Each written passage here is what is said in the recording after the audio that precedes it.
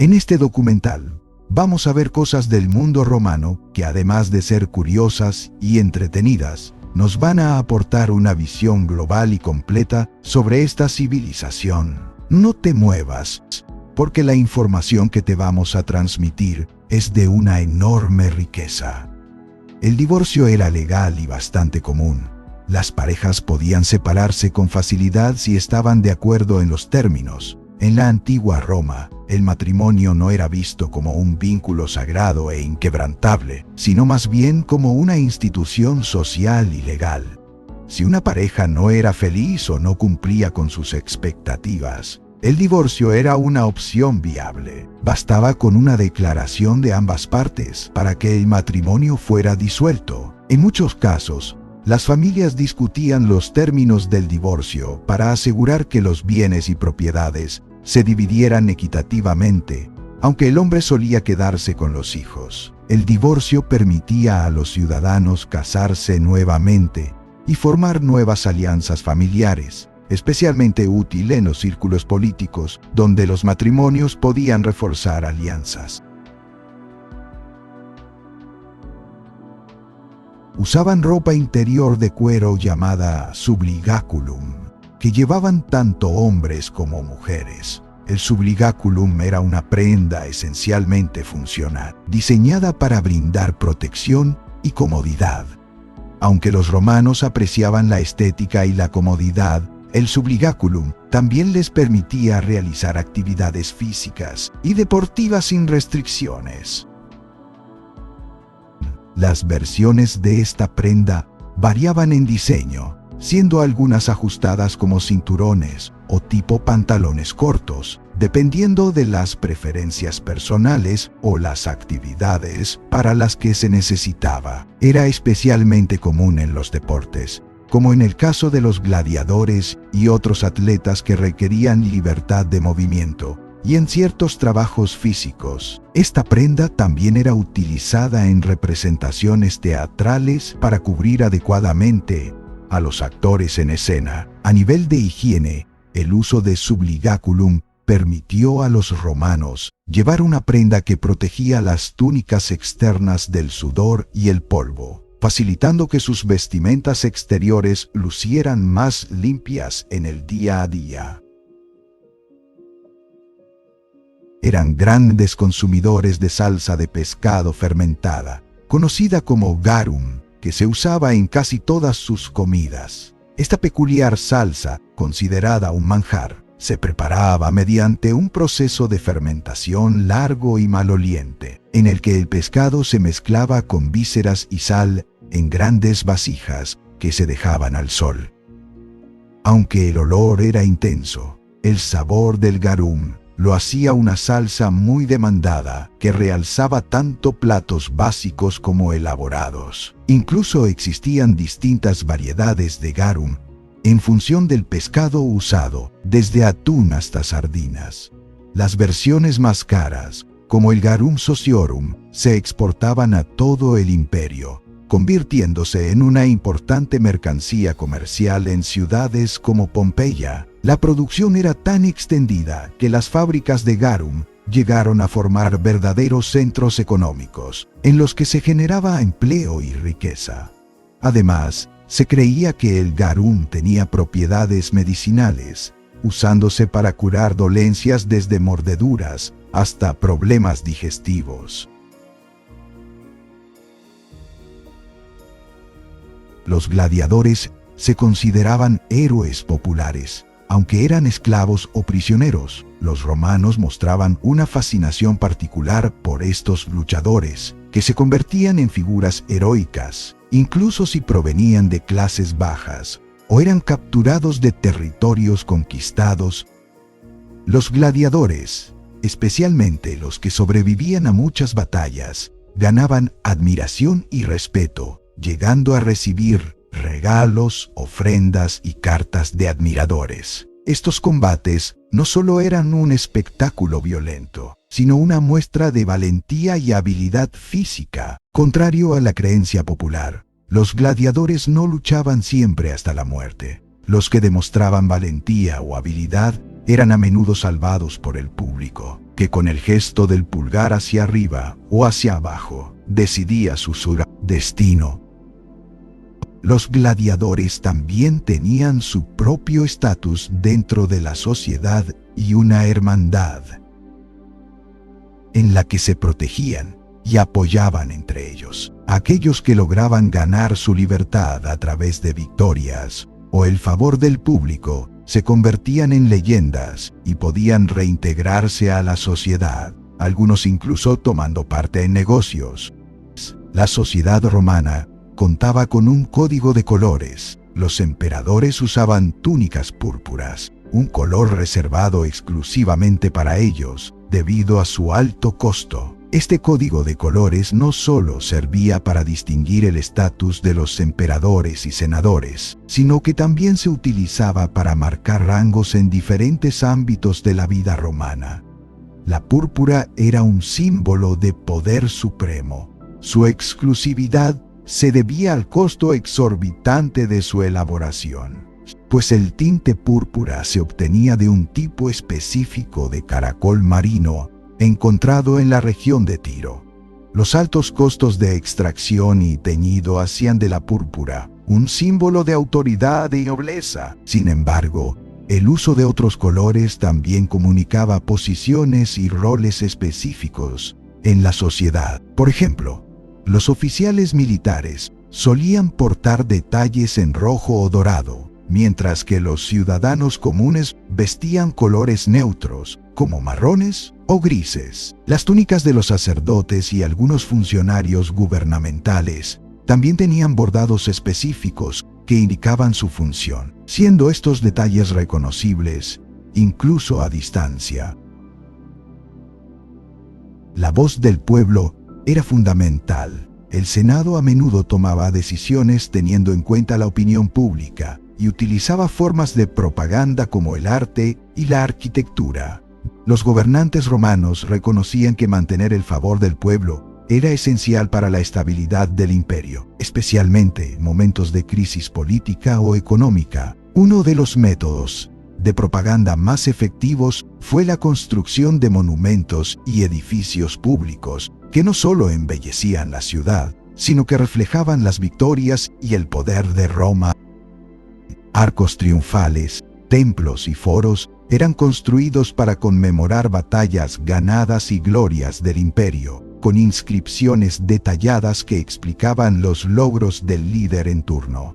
Además, la moneda era otro medio de propaganda poderosa. Al acuñar la imagen del emperador y mensajes alusivos a su grandeza, se lograba que hasta el ciudadano más lejano tuviera en sus manos un recordatorio del poder imperial. Los emperadores también financiaban espectáculos y juegos públicos, desde combates de gladiadores hasta carreras de carros, para mantener contento al pueblo. De esta forma, la lealtad del pueblo se aseguraba a través de una combinación de entretenimiento, apoyo económico y símbolos de poder que resaltaban la fuerza y grandeza de Roma. Tenían una relación peculiar con el agua. Los romanos fueron pioneros en el uso de acueductos para llevar agua fresca a las ciudades, aunque la mayoría se bañaba en baños públicos. Para la antigua Roma, el agua era un símbolo de prosperidad y avance. Los acueductos, como el de Aqua Claudia o Aqua Appia, estaban diseñados con una inclinación calculada para llevar agua de forma constante y sin necesidad de bombas. Desde manantiales distantes hasta la ciudad, los acueductos eran estructuras enormes y a menudo formaban parte de la imagen arquitectónica de Roma, mostrándose como símbolos de poder y habilidad ingeniera. Esta agua abastecía tanto fuentes públicas como privadas, además de los famosos baños públicos, termas, que se encontraban en casi todos los distritos de la ciudad. Allí, los romanos se reunían para bañarse y disfrutar de distintas temperaturas de agua en el caldarium,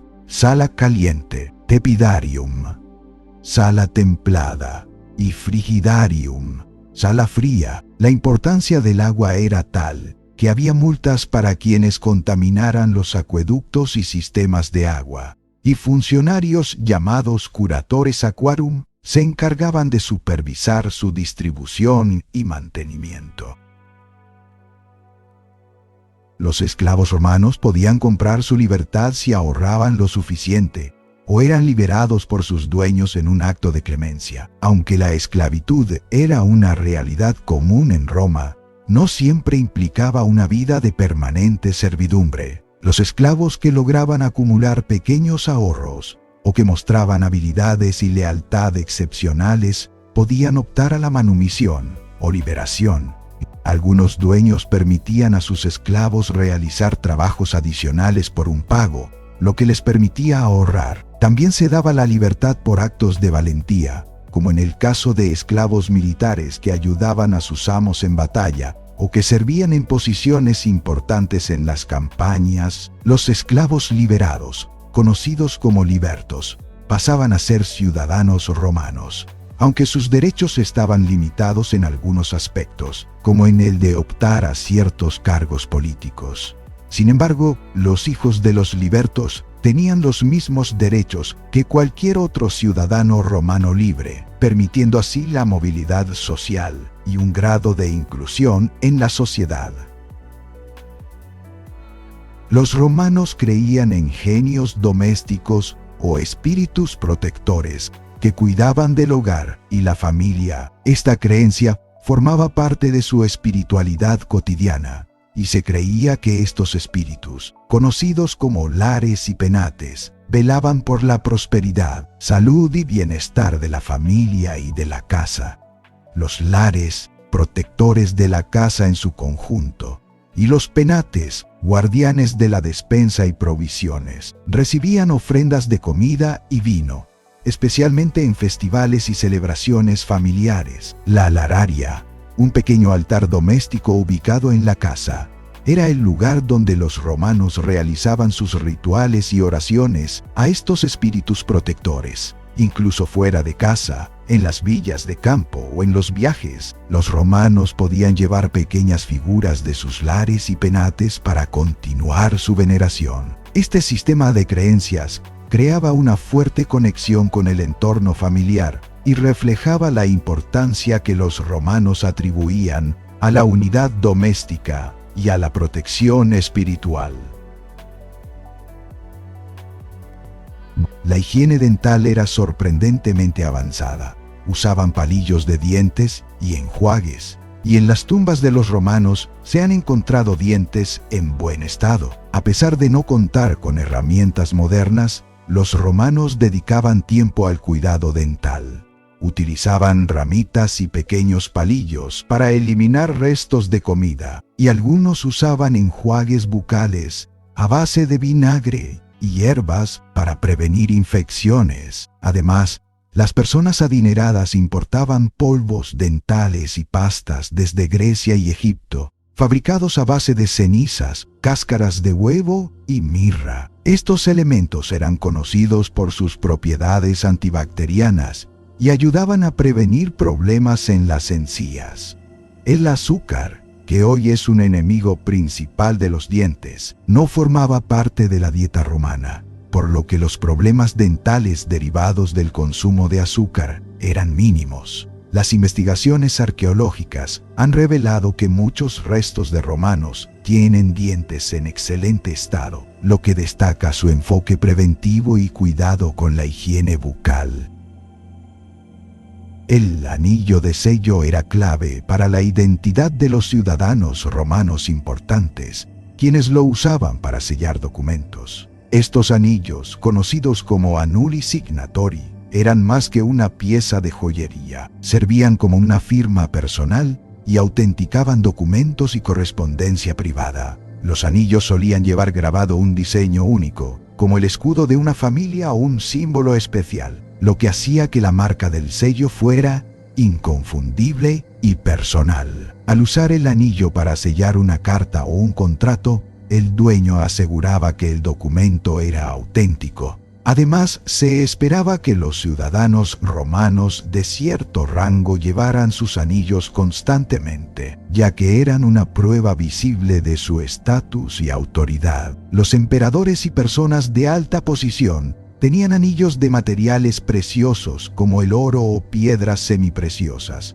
mientras que otros ciudadanos usaban anillos de hierro o bronce. Algunos romanos, además, consideraban el anillo un objeto con propiedades de protección simbólica, manteniéndolo consigo en situaciones de peligro o cuando enfrentaban decisiones importantes. Los baños públicos eran centros sociales y culturales, donde se mezclaban negocios y vida social, no solo lugares de higiene. En los baños públicos, conocidos como termas, los romanos no solo se bañaban, sino que también se relacionaban, discutían política, hacían negocios y disfrutaban de entretenimiento. Algunas termas incluían áreas para ejercicios, gimnasios, jardines y hasta bibliotecas. Los baños se organizaban de forma muy estructurada. Los usuarios pagaban una pequeña entrada y podían permanecer allí durante horas, disfrutando de la infraestructura pública. En las termas de Caracalla y Diocleciano, entre las más impresionantes, las instalaciones podían albergar a miles de personas. Era común que los hombres de negocios acordaran reuniones en las termas, ya que se consideraban un lugar de neutralidad, ideal para discutir acuerdos comerciales. Los baños eran inclusivos en cuanto a clase social, pues tanto ricos como pobres podían acceder a ellos, y las termas eran también una manifestación del compromiso del Estado con el bienestar de la ciudadanía. Aunque la mayoría de los baños públicos se encontraban en las ciudades, algunas villas privadas también contaban con termas privadas para que las familias adineradas disfrutaran de estos placeres sin salir de casa. Roma contaba con una infraestructura urbana avanzada. Incluso había zonas peatonales para el tráfico de personas y áreas de mercado. Las calles romanas se construían con una planificación cuidadosa, incluyendo aceras elevadas para peatones y áreas destinadas al tráfico de carros y animales. Los mercados, llamados fora, se ubicaban en zonas estratégicas de la ciudad, generalmente cerca del foro principal, y contaban con calles y caminos para facilitar el acceso. Esta infraestructura permitía que los ciudadanos pudieran moverse de manera ordenada y segura, y promovía el comercio al tener espacios organizados para los vendedores y artesanos. Además, algunos foros estaban divididos en secciones de productos específicos, como alimentos, textiles o joyas, facilitando a los compradores encontrar lo que necesitaban sin desplazarse demasiado. Los romanos practicaban una forma temprana de reciclaje. Las botellas y recipientes de vidrio se reutilizaban y fundían para hacer nuevos objetos. En una época en la que los recursos eran limitados, los romanos desarrollaron métodos para aprovechar al máximo los materiales disponibles. El vidrio, por ejemplo, era costoso de producir, por lo que su reciclaje era común. Las botellas y vasos rotos se recolectaban y se enviaban a talleres donde eran fundidos para crear nuevos recipientes, jarras o adornos. Además del vidrio, también reciclaban metales como el bronce y el cobre, materiales valiosos que se reutilizaban para fabricar herramientas, monedas y utensilios de cocina. Creían en la influencia de los astros y practicaban la astrología, especialmente entre las clases altas. La astrología jugaba un papel importante en la vida romana, y los astrólogos gozaban de gran prestigio en la sociedad, especialmente entre los emperadores y senadores que buscaban conocer su futuro o tomar decisiones importantes. Los romanos creían que los movimientos de los astros influían en el destino de las personas y del imperio. Era común que los emperadores consultaran a astrólogos antes de embarcarse en campañas militares o tomar decisiones de política interior. La creencia en la astrología no se limitaba a los líderes. Los ciudadanos de todos los niveles sociales también buscaban en los astros respuestas sobre su vida personal, especialmente en temas de amor, salud y fortuna. Existía el asiento reservado en el Coliseo. Las personas de diferentes clases sociales tenían lugares específicos en las gradas. El Coliseo era un espacio donde todos los ciudadanos, independientemente de su estatus, podían disfrutar de los juegos y espectáculos, pero la ubicación de sus asientos dependía de su posición social. Los senadores y nobles tenían asientos privilegiados en las primeras filas, cerca de la arena, mientras que los plebeyos se sentaban en los niveles superiores. Incluso los esclavos y mujeres tenían secciones designadas en la parte más alta del anfiteatro. Este sistema aseguraba que los privilegios y jerarquías sociales se respetaran incluso en el entretenimiento. La distribución de los asientos en el Coliseo reflejaba así la estratificación de la sociedad romana y también aseguraba el orden y la organización en el recinto. Roma contaba con un sistema postal rudimentario. Los mensajeros llevaban mensajes a lo largo del imperio en un sistema altamente organizado. Este sistema, conocido como Cursus Publicus, fue implementado por el emperador Augusto y consistía en una red de estaciones postales a lo largo de las carreteras principales del imperio.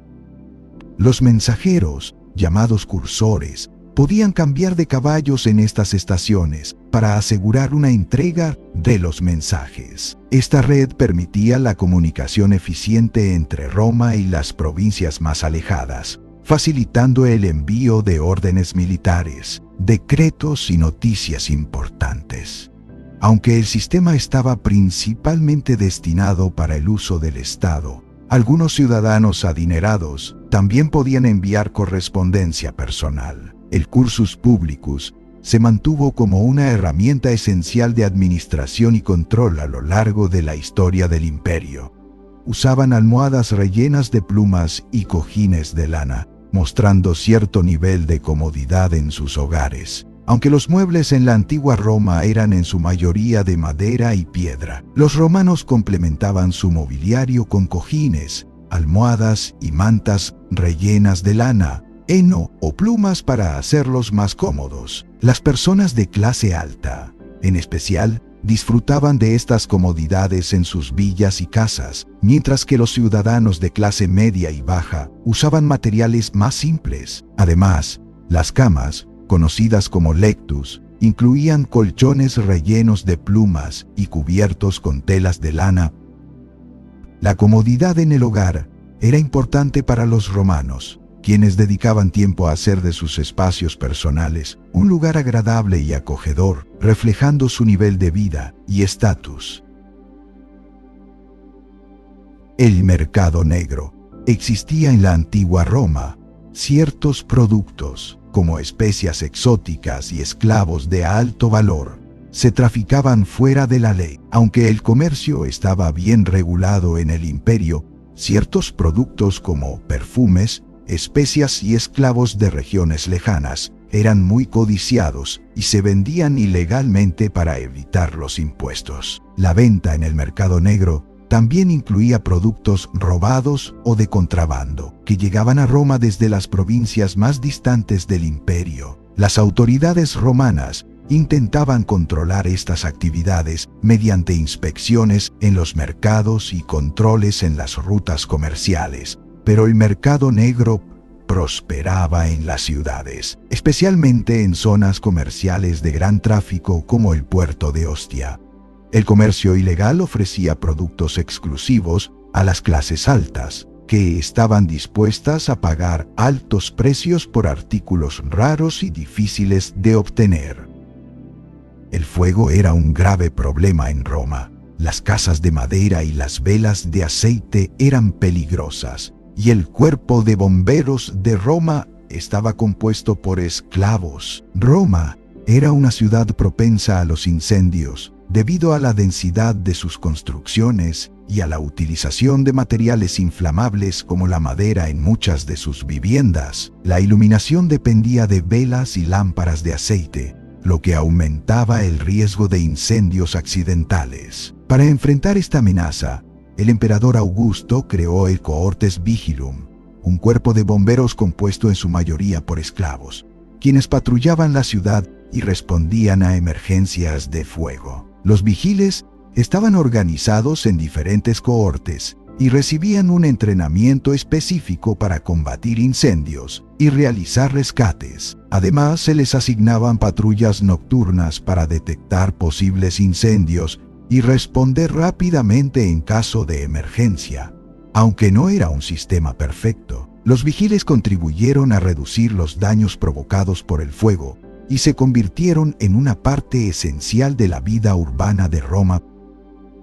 El ajedrez romano era el latrúnculi, un juego de estrategia similar al ajedrez que era popular en el ejército. El latrúnculi, o juego de los bandidos, requería gran habilidad mental y era una forma entretenida de ejercitar la táctica y la lógica entre los soldados. Similar al ajedrez, se jugaba en un tablero de casillas, y el objetivo era capturar las piezas del oponente. Este juego no solo fomentaba el compañerismo, sino que además era una herramienta didáctica para enseñar estrategia militar en un formato lúdico. Los soldados que demostraban habilidades en el latrúnculi solían ser respetados y se consideraba que tenían un gran potencial en el campo de batalla. Este juego no era exclusivo de los militares, ya que también era disfrutado por la nobleza y el público en general, a menudo jugado en tabernas y en reuniones sociales. Existían vestíbulos para visitantes en las casas de los ricos, donde se recibía a los invitados en un ambiente decorado para impresionar. El vestibulum, o entrada principal, era un espacio donde los anfitriones mostraban su estatus y riqueza. Este vestíbulo solía estar decorado con mosaicos, frescos y estatuas, con detalles que reflejaban el gusto y poder económico de los dueños de la casa. Los esclavos y sirvientes recibían a los invitados en el vestibulum antes de guiarlos al interior. Las casas más lujosas tenían incluso una pequeña fuente o jardín en el vestíbulo, lo cual era una muestra de poderío. Este espacio servía para que los visitantes formaran una primera impresión favorable, lo cual era importante en una sociedad en la que las relaciones y el prestigio social eran esenciales. Las mujeres podían heredar propiedades y negocios, lo cual les daba cierta independencia económica en comparación con otras culturas antiguas. Aunque las mujeres en la antigua Roma no tenían los mismos derechos legales que los hombres, contaban con ciertas protecciones bajo el derecho romano. Cuando una mujer heredaba una propiedad o negocio, podía administrarlo y beneficiarse económicamente, aunque muchas veces se esperaba que buscaran la ayuda de tutores o varones de la familia para ciertas decisiones. Esta capacidad de heredar y administrar recursos les daba una notable autonomía. Especialmente a las viudas, algunas mujeres llegaron a tener un papel importante en los negocios familiares, y eran bien vistas aquellas que lograban manejar con éxito sus propiedades, especialmente en sectores comerciales como la producción de vino, la cría de animales o el comercio de textiles. Los romanos pintaban sus estatuas, aunque hoy las vemos en mármol blanco, originalmente estaban pintadas de colores vivos. Este uso del color transformaba las esculturas en representaciones realistas y vibrantes de sus dioses, héroes y líderes. Se utilizaban pigmentos como el ocre, el azul egipcio y el rojo, que daban un toque realista a los rostros, ojos y ropa. Los romanos creían que el color otorgaba vida y cercanía a las esculturas, haciendo que parecieran más accesibles y menos frías. Sin embargo, con el tiempo el color de estas estatuas se desvaneció, y los redescubrimientos de estos monumentos en el Renacimiento llevaron a pensar, erróneamente, que los romanos preferían la escultura blanca y sin adornos. Los emperadores romanos tenían sabuesos humanos que actuaban como espías para protegerse de conspiraciones y traiciones. Estos espías conocidos como especuladores, trabajaban en secreto y proporcionaban información valiosa sobre posibles amenazas al emperador. Los especuladores se infiltraban en diferentes sectores de la sociedad, desde el ejército hasta las familias de la nobleza, recopilando información sobre actividades sospechosas y posibles conspiradores. Aunque estos espías no siempre eran empleados de forma oficial, el temor a las traiciones obligaba a los emperadores a contar con estos agentes de confianza. La información que recolectaban era crucial para la supervivencia de los emperadores, quienes vivían bajo la constante amenaza de traiciones y golpes de estado. Los niños romanos jugaban con muñecos y soldaditos hechos de arcilla o madera, similares a los juguetes actuales. Aunque la infancia en Roma era breve, ya que los niños debían asumir responsabilidades a una edad temprana, tenían juguetes y juegos que fomentaban la creatividad y el juego simbólico. Los niños también jugaban con carritos de madera y pelotas, y las niñas tenían muñecas con trajes intercambiables que representaban la moda romana. Estos juguetes, además de entretener, cumplían una función educativa, ya que los soldaditos permitían a los niños familiarizarse con los roles militares, mientras que las muñecas enseñaban a las niñas las habilidades domésticas que debían aprender. Las familias adineradas a menudo encargaban juguetes elaborados para sus hijos, hechos por artesanos especializados, lo cual reflejaba el estatus social de la familia. Las peleas de gladiadores no siempre eran sangrientas. Algunas eran coreografías de entrenamiento que terminaban cuando uno de los gladiadores se rendía. En muchas ocasiones, los combates se usaban como espectáculos de destreza y resistencia, en los que los gladiadores mostraban sus habilidades sin llegar a herirse gravemente. Estos enfrentamientos coreografiados servían para mantener el interés del público en las rutinas y el estilo de lucha de cada gladiador. Además, estas peleas permitían que los gladiadores practicaran sin riesgos de muerte o lesión, asegurando que estuvieran en buenas condiciones para los enfrentamientos más importantes. En algunos casos, las exhibiciones se realizaban para entretener a invitados de alto rango, o en festivales religiosos, donde el objetivo no era la muerte, sino la demostración de fuerza y habilidad física. La cirugía se practicaba en los campos de batalla y había médicos especializados en tratar las heridas de guerra. Los médicos militares, llamados medici, eran parte del ejército romano y estaban capacitados en técnicas quirúrgicas para tratar heridas de batalla, como amputaciones y curación de fracturas. Estos médicos llevaban consigo kits de herramientas que incluían sierras, pinzas y agujas para suturas. La cirugía en el campo de batalla era fundamental para aumentar las posibilidades de supervivencia de los soldados, y se utilizaban técnicas avanzadas para la época, como el cauterio, que consistía en sellar heridas con calor para prevenir infecciones. Aunque no contaban con anestesia moderna, los médicos usaban ciertas plantas con propiedades analgésicas y sedantes para reducir el dolor.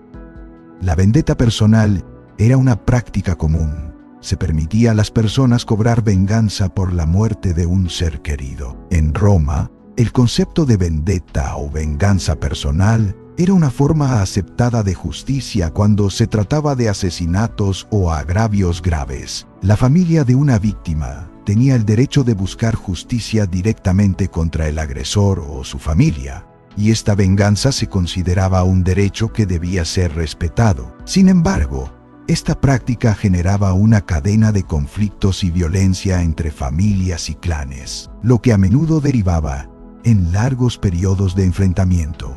Con el tiempo, el Estado intentó regular la vendetta, imponiendo normas y castigos legales para controlar las disputas y fomentar la paz social. Pero, en la práctica, el deseo de justicia personal continuó siendo un aspecto fundamental de la vida en Roma y un símbolo del honor familiar.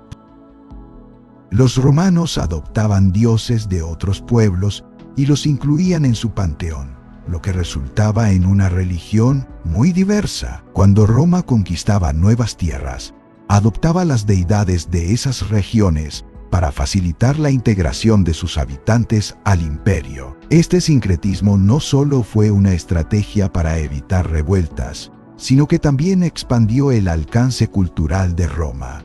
Así, dioses como Isis de Egipto y Mitra de Persia encontraron devotos en Roma. Además, algunos cultos orientales, como el de Cibeles, la diosa de la fertilidad, se popularizaron entre las clases altas. La inclusión de estos dioses extranjeros dio como resultado una religión romana que combinaba elementos locales y exóticos, lo que reflejaba la expansión y apertura del imperio.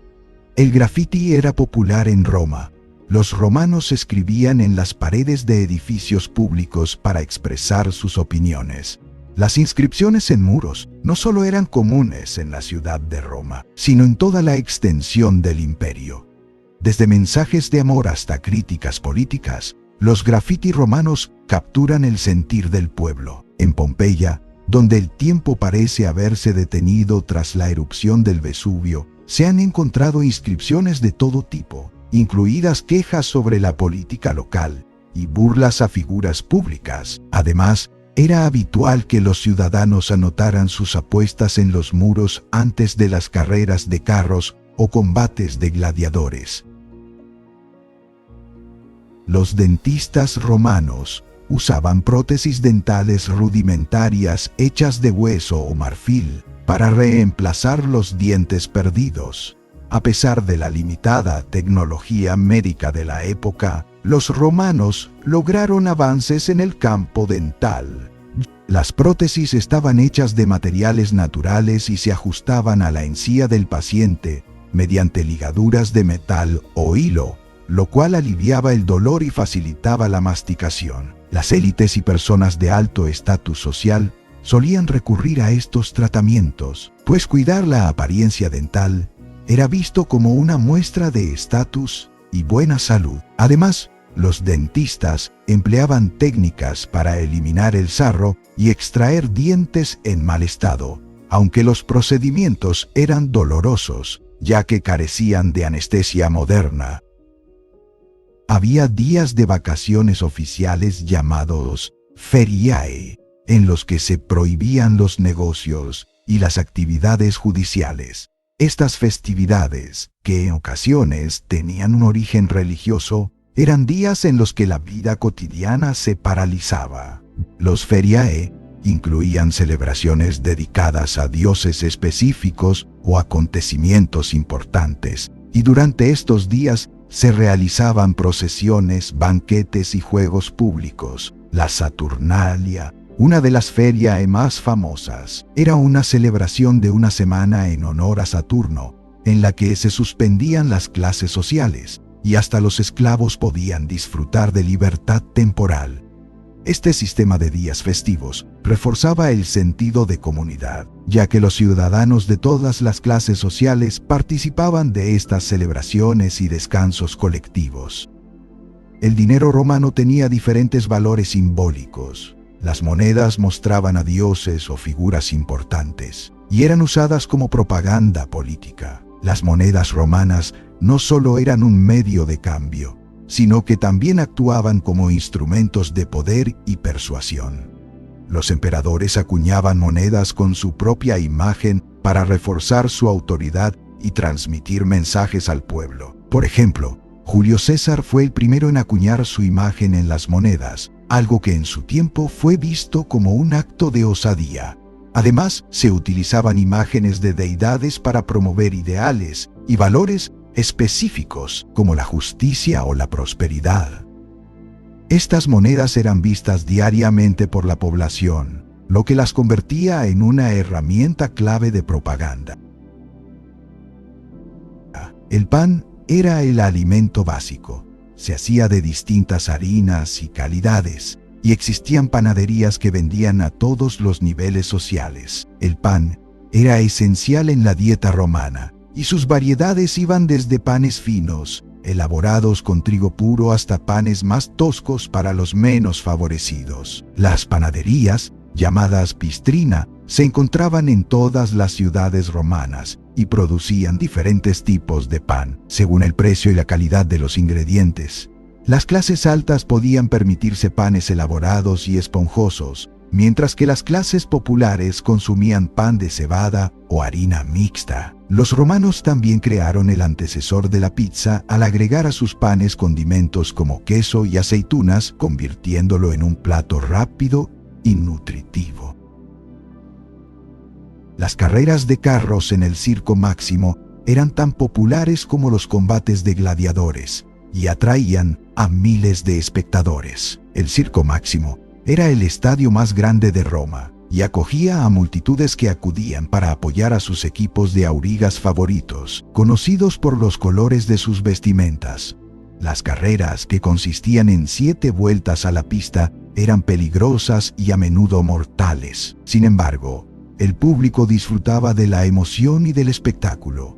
Los equipos de carros, divididos en facciones, rojos, verdes, azules y blancos, generaban una intensa rivalidad y las apuestas eran comunes. Estas carreras representaban la necesidad de los romanos por los espectáculos de alta intensidad y el entretenimiento masivo. El César fue primero un nombre de familia antes de convertirse en el título para los emperadores. Este título proviene de Julio César, quien, tras su muerte, dejó un legado tan poderoso que el término César pasó a simbolizar la autoridad imperial. Augusto, el primer emperador oficial, adoptó este título en honor a César, y sus sucesores continuaron usándolo como símbolo de poder. Con el tiempo, la palabra César evolucionó para referirse a cualquier emperador, y otros líderes en diferentes partes del mundo, como los zares rusos y los kaisers alemanes, adoptaron el término como símbolo de autoridad. De esta forma, el nombre de César trascendió siglos como un término para referirse a la máxima autoridad en el mundo antiguo. Había un impuesto especial a los baños públicos que financiaba parte de la infraestructura urbana. Los baños públicos eran una parte fundamental de la vida romana, y su mantenimiento requería recursos significativos. Para cubrir estos costos, se implementó un impuesto que ayudaba a financiar tanto el mantenimiento de las termas como la construcción de nuevos edificios públicos. Este impuesto especial aseguraba que los baños estuvieran disponibles para todos los ciudadanos, independientemente de su clase social. Además, los fondos recaudados también se destinaban a proyectos de saneamiento urbano, como la construcción de letrinas y sistemas de drenaje. Este sistema de impuestos permitió que Roma mantuviera su infraestructura urbana a un alto nivel, lo cual contribuyó al bienestar de la población y a la imagen de Roma como una ciudad moderna y organizada. La música era una parte esencial de la cultura. Se usaban instrumentos como la lira y el aulos, un tipo de flauta, en festivales y ceremonias. Los romanos integraron la música en múltiples aspectos de su vida social y religiosa. La lira, importada de la cultura griega, y el aulos, similar a una flauta doble, eran instrumentos comunes en ceremonias religiosas, desfiles y banquetes. Durante los festivales y celebraciones, los músicos acompañaban con melodías que creaban una atmósfera solemne o festiva según la ocasión. Además de estos instrumentos, el tuba y el cornu, trompetas de metal, se usaban en contextos militares para marcar el ritmo de las marchas y para enviar señales en el campo de batalla. La música era también una parte importante del teatro, donde acompañaba a actores y mimos en sus actuaciones y ayudaba a amplificar las emociones de las escenas. Los romanos creían que el plomo tenía propiedades medicinales y lo usaban en tratamientos, aunque hoy sabemos que era tóxico. El plomo era empleado en varias aplicaciones, incluida la medicina. Se creía que, en pequeñas cantidades, podía tener efectos curativos y se usaba en ungüentos y cosméticos. Sin embargo, el uso del plomo no se limitaba a tratamientos médicos, ya que también era empleado en utensilios, tuberías y recipientes de vino, lo que resultaba en una exposición continua para los romanos. Esta práctica contribuyó a que muchos ciudadanos, especialmente los más adinerados, sufrieran síntomas de envenenamiento por plomo, como problemas neurológicos y enfermedades crónicas. Pese a sus efectos negativos, el plomo siguió siendo valorado por sus propiedades de conservación y su maleabilidad, lo que facilitaba su uso en la vida cotidiana. El ejército romano tenía ingenieros que diseñaban y construían puentes, torres de asedio y máquinas de guerra. Los fabri, o ingenieros militares, eran una parte fundamental de las legiones romanas. Estos especialistas eran responsables de construir infraestructuras críticas, como puentes para cruzar ríos, campamentos fortificados y estructuras defensivas. También diseñaban y operaban complejas máquinas de guerra, como las catapultas y las balistas, que permitían a los romanos asediar fortalezas enemigas con gran efectividad. La capacidad de los ingenieros para construir rápidamente estructuras sólidas y funcionales daba a Roma una ventaja estratégica en el campo de batalla. Estos ingenieros recibían formación especializada en geometría y matemáticas para poder planificar y calcular con precisión sus construcciones, lo que les permitía crear edificaciones impresionantes, tanto temporales como permanentes. Se usaban plantas medicinales como el ajo y el tomillo para tratar heridas y enfermedades comunes. Los romanos confiaban en las propiedades curativas de diversas plantas y hierbas que, además de tener valor en la cocina, eran esenciales para la medicina. El ajo, considerado un remedio poderoso, se usaba para tratar infecciones y fortalecer el sistema inmunológico de los soldados, quienes lo consumían regularmente antes de las batallas. Por otro lado, el tomillo, con sus propiedades antisépticas, se aplicaba sobre heridas para prevenir infecciones. Los romanos también empleaban otras plantas, como la albahaca y el hinojo, para aliviar dolores de estómago, y la ruda como antídoto para venenos. Estas prácticas de herbolaria demostraban un conocimiento notable de los efectos beneficiosos de las plantas y constituían una parte esencial de los tratamientos médicos en Roma. Roma tenía leyes estrictas contra el lujo excesivo para prevenir el gasto excesivo en banquetes y fiestas. Estas leyes, conocidas como leges sumptuaria, fueron diseñadas para frenar el despilfarro y regular el consumo. Con estas normativas, el Estado intentaba evitar que los ciudadanos adinerados mostraran ostentación desmedida en sus celebraciones, lo cual podía generar envidias y tensiones sociales. Por ejemplo, había límites específicos sobre la cantidad de dinero que se podía gastar en banquetes y el número de platos que se permitía servir.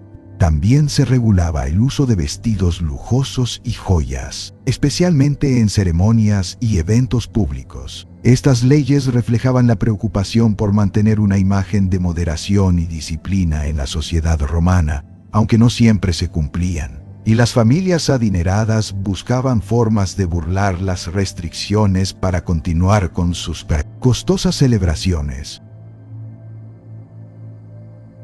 Había diferentes niveles de ciudadanía. La plena ciudadanía romana solo la obtenían aquellos que nacían en Roma o la ganaban por méritos excepcionales. La ciudadanía romana no solo otorgaba derechos y privilegios, sino que también implicaba una identidad y un estatus superior. Los ciudadanos de pleno derecho podían participar en el gobierno y eran protegidos por el sistema legal romano, mientras que aquellos que vivían en provincias o que habían sido conquistados tenían un estatus inferior, como el de peregrini, extranjeros o latini habitantes de colonias. Sin embargo, algunos soldados y figuras destacadas podían ganarse la ciudadanía completa mediante su lealtad y servicio militar, y con el tiempo, el emperador Caracalla extendió la ciudadanía romana a todos los habitantes libres del imperio, unificando legalmente al vasto territorio bajo un solo sistema de derechos y deberes. Los romanos creían en la buena suerte de los objetos personales, por lo que muchos llevaban amuletos protectores. Los romanos eran muy supersticiosos y atribuían a ciertos objetos el poder de proteger contra la mala suerte y las enfermedades. Uno de los amuletos más comunes era el fascinum, un amuleto en forma de falo que se usaba para desviar el mal de ojo y atraer la buena fortuna. Además, otros amuletos populares incluían figuras de dioses protectores y pequeñas figuras de animales que llevaban en collares o pulseras. Los niños, en particular, portaban un amuleto especial llamado bulla, una pequeña bolsita con talismanes protectores que recibían al nacer y que los acompañaba hasta la mayoría de edad. Esta creencia en la protección de los amuletos reforzaba la conexión espiritual de los romanos con los poderes sobrenaturales y era una parte esencial de sus prácticas religiosas y culturales. La comida se servía en triclinios. Los comedores de las casas nobles estaban equipados con camas donde los invitados se reclinaban mientras comían. Los triclinios eran una parte fundamental de la cultura romana y reflejaban la importancia de la comida y la socialización en la vida romana. Estas salas estaban diseñadas con 3 sofás o camas dispuestas en forma de U, donde los invitados se recostaban sobre el codo izquierdo, dejando la mano derecha libre para tomar los alimentos. Este estilo de cenar estaba inspirado en la tradición griega, pero los romanos lo adoptaron como símbolo de estatus. Comer en un triclinium era un privilegio de las clases altas, y las cenas en estos espacios podían durar horas, acompañadas de vino, entretenimiento y discusiones filosóficas o políticas. La experiencia en el triclinium no era solo alimentarse, sino disfrutar de un evento social que reforzaba las relaciones y el prestigio del anfitrión.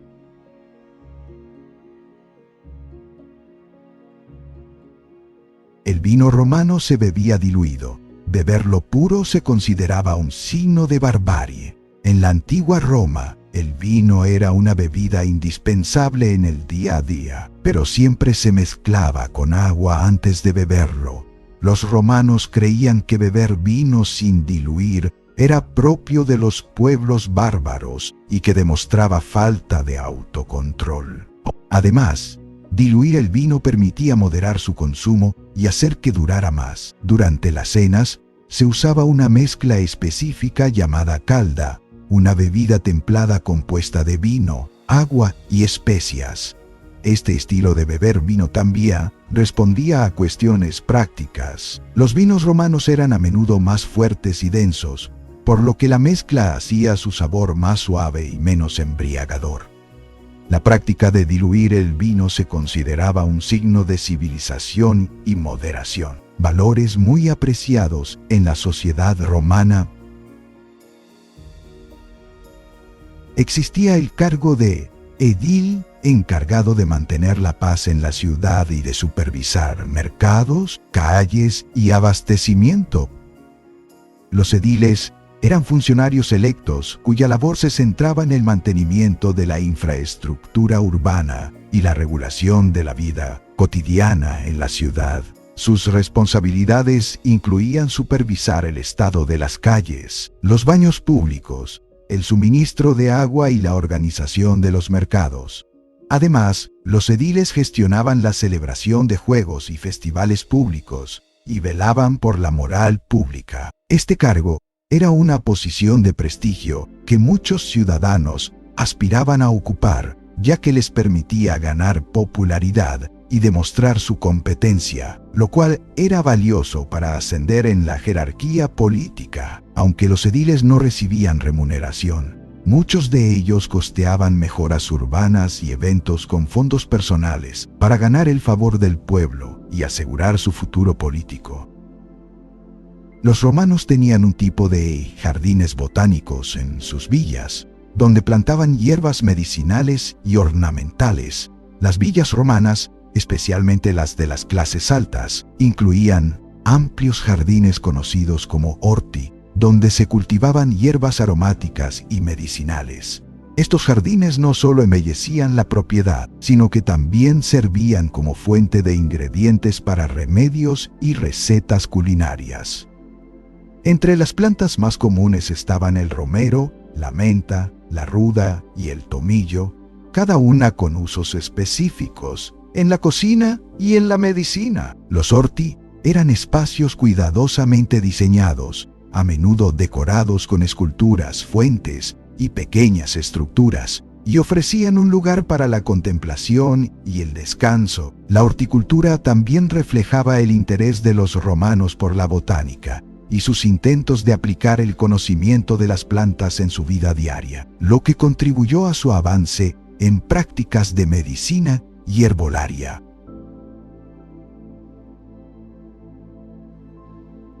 La moda romana incluía el uso de túnicas de diferentes estilos y sandalias según la clase social, pero se distinguían por su simplicidad y practicidad. La vestimenta romana reflejaba la estructura social y se ajustaba a las necesidades prácticas de cada clase. Las túnicas eran la prenda básica, usada tanto por hombres como mujeres, y variaban en longitud y material según el estatus del portador. Las mujeres romanas de clase alta vestían estolas, una versión más larga y decorada de la túnica, mientras que los hombres ciudadanos usaban la toga, una prenda distintiva que simbolizaba su estatus.